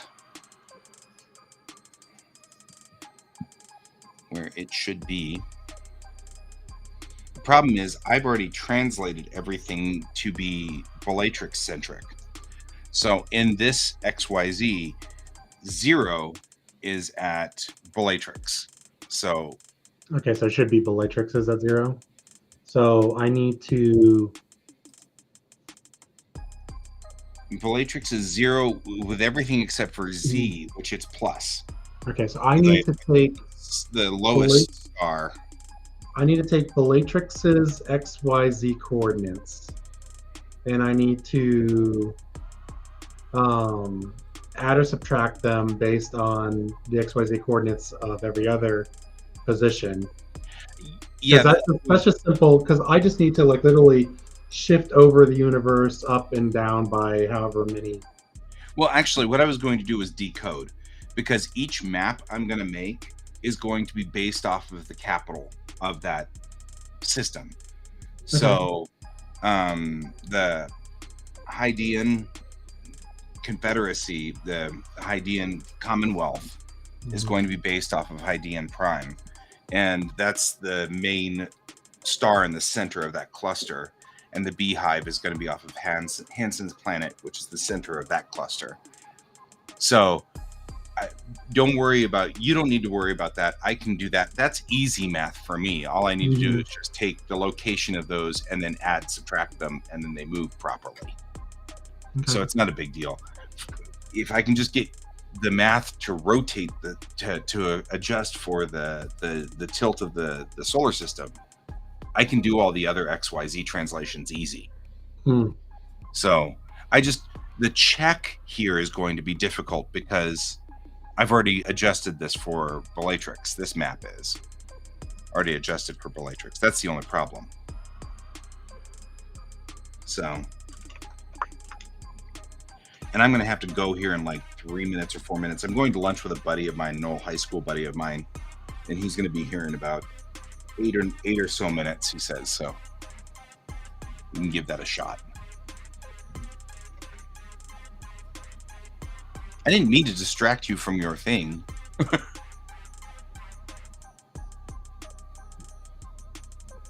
Sorry, Bill. I didn't mean to do that. No, that's fine. I'm following the dopamine. I see. That's fair. This I understand. This has become a challenge. I get it. It's the reason why I've been obsessing over these things too. See you soon, Donald.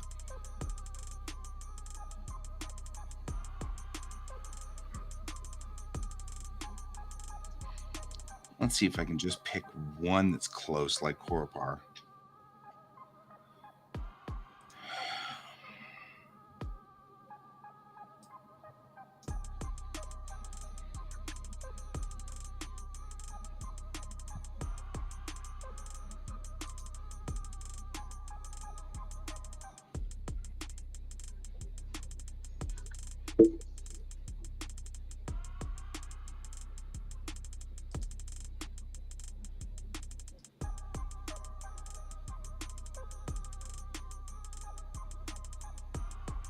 You're just locking a coordinate.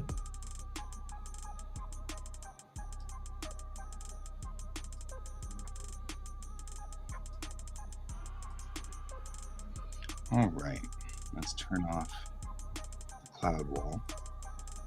Turn back on my grids. So Korapar comes out at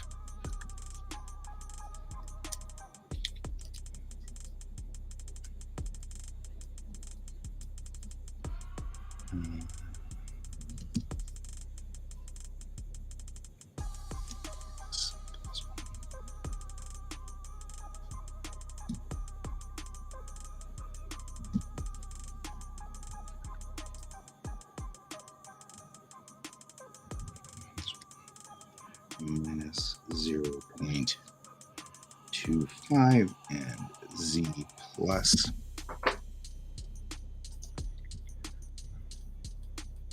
what?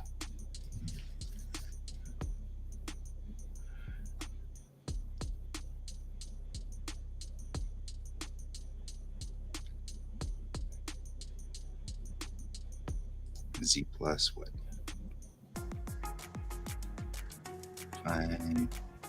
5, 10, 15, 20, 21, 22, 23, 24, Z plus 24. Okay, so I'm going to give you one star check that we can do on this.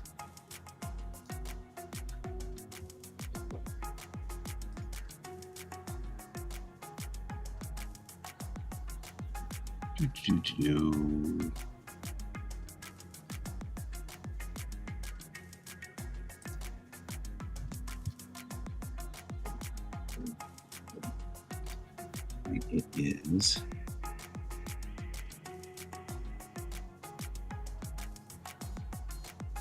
0.53 minus 5.48, 14.6.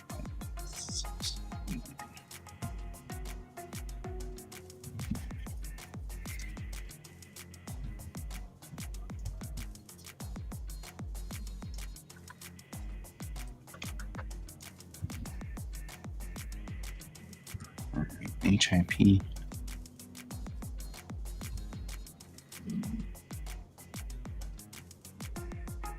26729.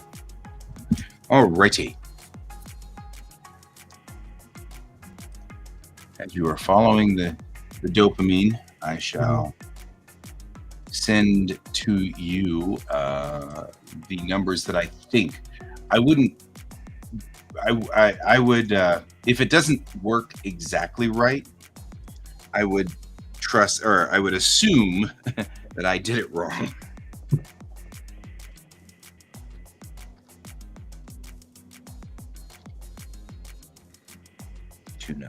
This is my it's a star very close to Bellatrix. So currently it is x equals 0.53, y equals 5.48, z equals 14.69. Should be x equals 1, y equals minus 0.25, z equals 24. There. And that's a rough, because I made the star thingies pretty basic, so they're not that. I don't need them to be that detailed. So whenever it's X, Y, Z like that, it's just, Z plus whatever, 14-ish, give or take. Okay. Or 24-ish, give or take. So if it's close to that, we're in the right neighborhood. Mhm. It's kind of what we're looking for. Okay. If after everything rotates around, this is also, all of these are adjusted for Bellatrix equals 0. So if you want to do your check, just remove Bellatrix's X, Y, and Z until it's neutralized, and then check to see if that comes up somewhat close. Okay. Except the Z is not. Oh, that's right. Z is raised. Hang on real quick. Let me check how high did I put Z? The offset for Z should be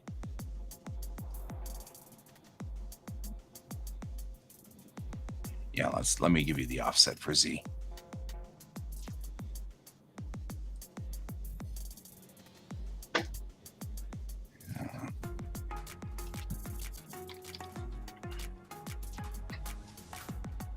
Equals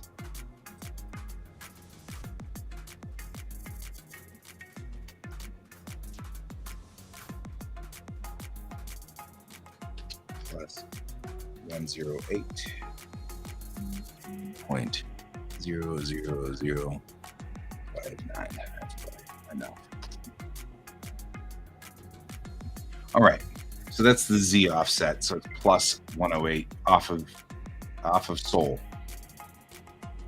Okay. Actually, you know what? I can just give you all of those numbers.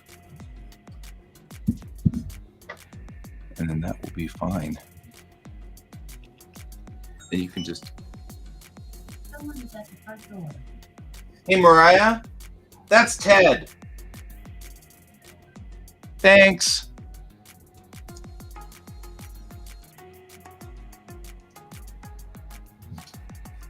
X equals U.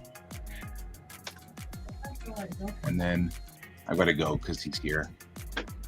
Okay.